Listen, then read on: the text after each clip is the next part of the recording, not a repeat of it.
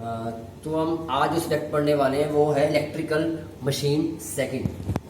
जो electrical machine second है ये बेसिकली है क्या, ये इसमें हम जो स्टडी करने वाले हैं वो है मतलब हम कमर्शियल पॉइंट ऑफ व्यू से, रेजिडेंशियल पॉइंट ऑफ व्यू से, जहाँ पे हमारे एक्चुअली जो रूटीन के अप्लाइंसेज हैं हम उसमें कौन कौन सी मोटर्स, कौन कौन सी मशीन्स यूज़ कर रहे हैं, तो हम इस सब्जेक्ट में उस चीज़ को कवर अप करेंगे।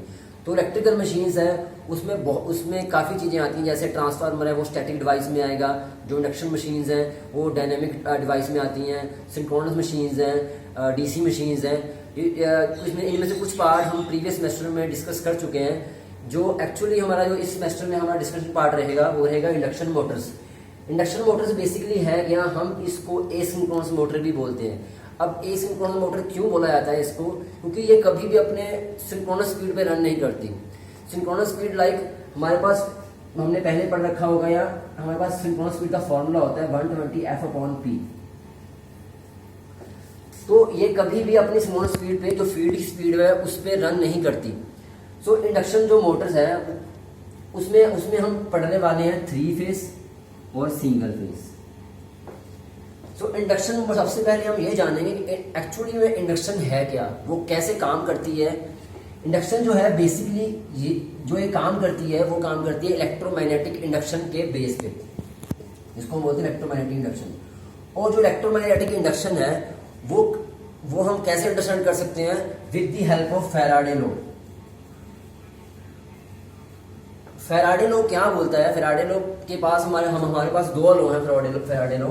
सबसे पहला है कि whenever a conductor cuts the magnetic lines of force then EMF induced in it. Means जब कोई कंडक्टर है, ये मान लीजिए कोई हमारे पास कॉइल है, ये करंट कैरी कर रही है, ये करंट कैरी कर रही है।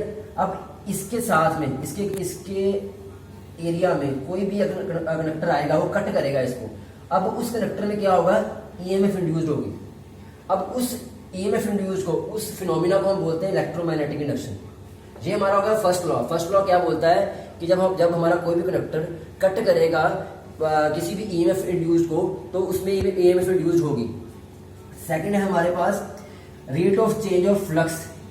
मतलब कि मान लीजिए अब अगर मेरे को ये बताना है कि जो मेरा कंडक्टर है वो कितने वोल्टेज ऑफ मैग्नीट्यूड इंड्यूस कर रहा है, कितना नहीं कर रहा है, तो वो किस पे डिपेंड करेगा, वो डिपेंड करेगा rate of change of flux पे, मतलब d∅ मतलब जो मेरी ईएमएफ है वो किस पे डिपेंड करेगी, d∅ तो हमारा बेसिकली ये इसका जो बैकग्राउंड समझने का सबसे पहला तक मतलब हम क्यों समझ जाते हैं, क्यों, जो इंडक्शन मशीन्स है वो एक्चुअली डिराइव कहाँ से हुई है, इलेक्ट्रोमैग्नेटिक इंडक्शन से। और इंडक्शन मशीन जो होती है वो इसमें जो पार्ट है वो कभी मैग्नेटिकली हमेशा मैग्नेटिक कपल्ड होंगे, वो इलेक्ट्रिकली कपल्ड नहीं होते। जैसे मान लीजिए अगर आपने हम सबने इंडक्शन मोटर देखी है, वो कैसे है, स्टेटर है, रोटर है। रोटर और स्टेटर के बीच में कभी भी मैकेनिकली और इलेक्ट्रिकली कनेक्शन नहीं होता, उसमें मैग्नेटिकली कनेक्शन होता है हमेशा। तो इस प्रॉपर्टी को हम बोल रहे हैं इंडक्शन। तो जो हम पढ़ने वाले हैं आगे इंडक्शन मशीन, हम सबसे पहले स्टार्ट करेंगे इसके कंस्ट्रक्शनल फीचर के साथ कि एक्चुअली ये दिखती कैसे है और इसके आउटर मोस्ट पार्ट है कैसे। तो हमने इंडक्शन मोटर को 2 पार्ट में डिवाइड कर रखा है, जैसे यह स्टेटर और सेकंड है रोटर। स्टेटर क्या है, स्टेटर एक स्टेशनरी पार्ट है।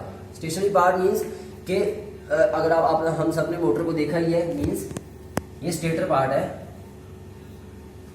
अब स्टेटर है, अब इस स्टेटर में आपने देखा होगा कि इसमें तरह की वाइंडिंग्स रखी होती हैं, वाइंडिंग्स प्लेस होती हैं इसमें।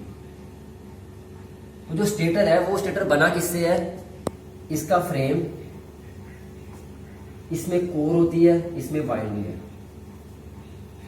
मीन्स कि जो स्टेटर है, स्टेटर के 3 पार्ट है हमारे पास। स्टेटर फ्रेम, जो स्टेटर फ्रेम है, जो उसकी आउटर बॉडी है वो किसकी बनी है, कास्ट आयरन की। और जो इसकी कोर है वो बनती है सिलिकॉन स्टील की। और हम और कोई मटेरियल क्यों यूज नहीं करते, क्योंकि जो सिलिकॉन स्टील है उसके जो एडी करंट और हिस्टेरिसिस लॉसेज हैं वो काफी मिनिमम है। क्यों, क्योंकि अगर आप ब्रीफली अगर समझना चाहो कि जो सिलिकॉन स्टील है, अगर आपका सिलिकॉन स्टील है आप उनका हिस्टेरिसिस लूप पढ़ोगे तो उसका हिस्टेरिसिस लूप कुछ ऐसे आएगा।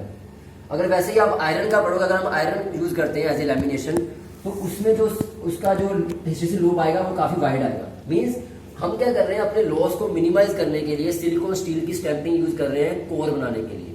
अब जो कोर है वो क्यों चाहिए, कोर चाहिए हमें, उस कोर में हम वाइंडिंग को प्लेस कर सकें अपनी स्टेटर की। स्टैंपिंग से बनती है कोर। अब स्टैंपिंग दिखती कैसी है, अब जो स्टैंपिंग वैसे दिखती है, हम स्टैंपिंग को जब ज्वाइन करेंगे तब वो लैमिनेशन बनती है, तब हम बोलते हैं उसको स्टील कोर बोलते हैं। तो थर्ड है हमारे पास वाइंडिंग।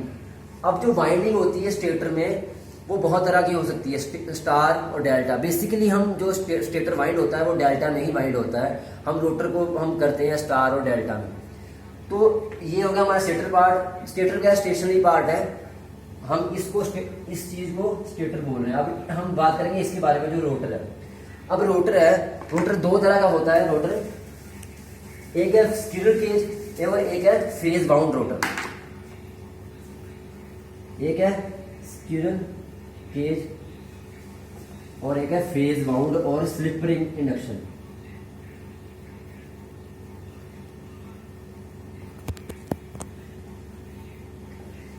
जो स्क्विरल केज है, वो स्क्विरल केज उसका नाम कैसे आया, स्क्विरल केज का नाम आया क्योंकि उसकी जो शेप है वो स्क्विरल, जो हमारा जो स्क्विरल की तरह है। मींस आप अगर उसको देखोगे तो उसकी जो उसमें जो शेप है उसकी वो स्क्विरल टाइप है। अब इसमें और इसमें सबसे बड़ा डिफरेंस क्या है, जो स्क्विरल केज है इसमें सॉलिड बार होंगी। सॉलिड बार मींस इसमें बस सिंपल सॉलिड बार होंगी और उसको शॉर्ट किया होगा किसी सर्फेस के साथ, एंड सर्कल के साथ, ये होगी इसमें। और जो फेज बाउंड और स्लिप रिंग इंडक्शन मोटर है, फेज बाउंड में क्या होगा, जो रोटर है उस पर वाइंडिंग की होगी कंडक्टर की या कॉइल की, और उसके जो रोटर है उस पर स्लिप रिंग होगी। जो फेज बाउंड और स्लिप रिंग इंडक्शन रोटर है ये बेसिकली हम ट्रैक्शन सिस्टम के लिए यूज करते हैं। इसकी सबसे बड़ी एडवांटेज है कि आप इससे रेजिस्टेंस कंट्रोल कर सकते हो। तो मेन अभी अब तक हमने जो पढ़ा वो पढ़ा इंडक्शन मोटर की कंस्ट्रक्शन फीचर। मींस जो स्टेटर और रोटर है क्या, स्टेटर रोटर क्या, स्टेशनरी पार्ट रोटर है जो पार्ट मूव कर रहा है। तो नेक्स्ट, तो हम स्टेटर और रोटर को डिस्कस करने के बाद हम